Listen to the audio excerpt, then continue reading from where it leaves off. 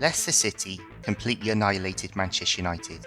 To go through all of United's issues would take longer than the game itself, but these are the standout problems from my viewpoint. Let's go to the whiteboard. Leicester destroyed United in midfield in every facet of midfield play, but it was Leicester's positional rotation between Tielemans and Maddison that really caused Pogba and Matic problems. Tielemans and Soumare were Leicester's double pivot, but Maddison was dropping into midfield from the 10 position to create the central overload. That was the trigger for Tielemans to make his forward runs into the space vacated by Maddison, and one forward pass was taking Pogba and Matic out of the game. Going to screenshots of the game, we can see Maddison dropping into midfield to create the central overload. Tielemans plays the ball to Maddison and then looks to attack the space vacated by Maddison. The amazing thing is, Tielemans was here when he played the pass, and now he's 3 yards past Matic, and with the ball here, Pogba's looking over there. Answers on a postcard please. One ball from Maddison to Tielemans, and he is goal side of United's midfield. But that wasn't the only positional rotation between Leicester's midfield and front line.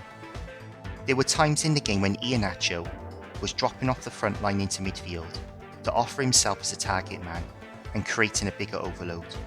From here, Tielemans and Maddison were making forward runs off Iheanacho into the space vacated by him.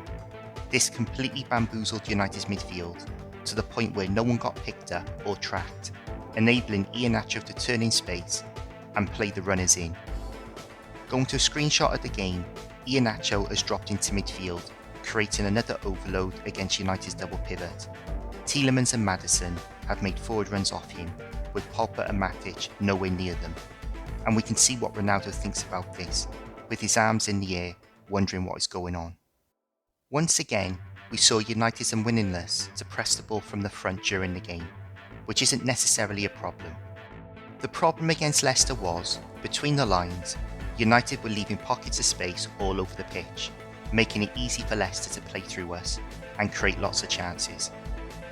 Leicester had 22 shots on goal, with 11 on target. Going to screenshots of the game, United have no intention of pressing the ball, despite the 3-on-2 against Leicester's double pivot. Tielemans and Soumare are both in pockets of space. One straight ball from Evans to Tielemans takes United's forward defensive line out of the game. From here, we can see Iheanacho and the pocket of space he is in behind Pogba and Matic.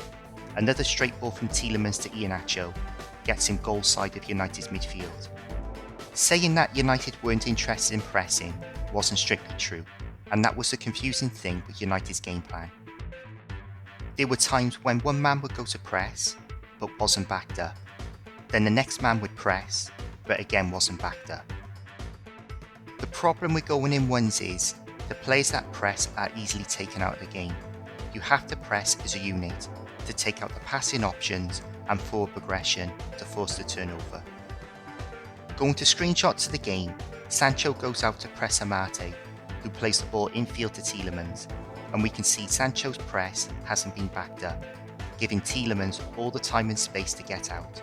Sancho has his arm up in the air, wondering where the press is. Pogba said after the game, "We need to find the right mentality, the right tactic." That is true, but coming from someone who's shit out of every 60-40 tackle, never mind 50-50 tackles, and never tracked a runner, he is in no position to be making slight digs on the tactics. The criticism of Ronaldo for not pressing the ball is a joke.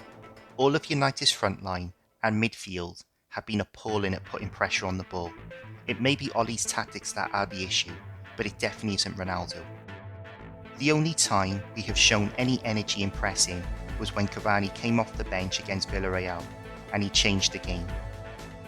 The Devil's verdict is, the battering Leicester gave us is probably the worst since the Tottenham 6-1, putting Ollie under pressure. I don't think he is near getting the sack, but he is quickly losing support from the fans and the media. Historically, when he is under pressure, the players produce their best performances. With these set of fixtures, Ollie will need the same to see the start of December. Let me know in the comments your thoughts on the game. Thank you for watching, and please like, subscribe and share, and I'll see you in the next video.